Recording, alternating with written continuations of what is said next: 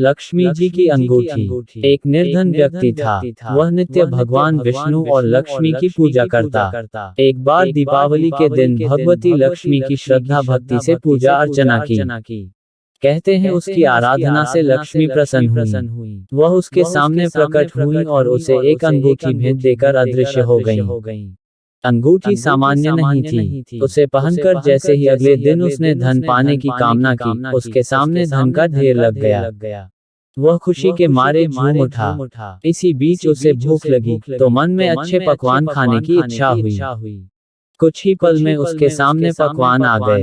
अंगूठी का चमत्कार मालूम पड़ते ही उसने अपने लिए आलीशान बंगला, नौकर चाकर आदि तमाम सुविधाएं प्राप्त कर ली।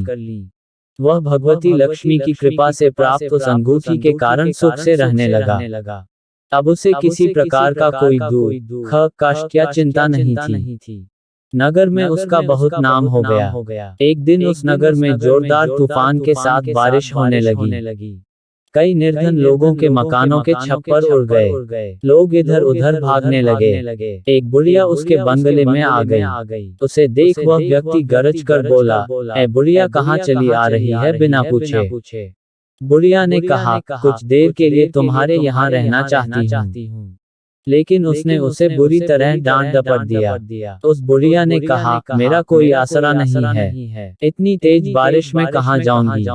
थोड़ी देर की ही तो बात है।" लेकिन उसकी किसी भी बात का असर उस व्यक्ति पर नहीं पड़ा। जैसे ही सेवकों ने उसे द्वार से बाहर किया, वैसे ही जोरदार बिजली कौंधी। देखते ही देखते उस व्यक्ति का मकान जलकर खाक हो गया।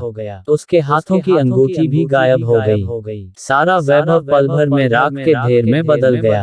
उसने आंख खोलकर जब देखा तो सामने लक्ष्मी जी थी, जो बुढ़िया कुछ देर पहले उसके सामने दीनहीन होकर गिड़गिड़ा रही थी, वही अब लक्ष्मी जी के रूप में उसके सामने मंद मुस्कुरा रही थी। वह समझ गया उसने बुढ़िया को नहीं, साक्षात लक्ष्मी जी को घर से निकाल दिया था।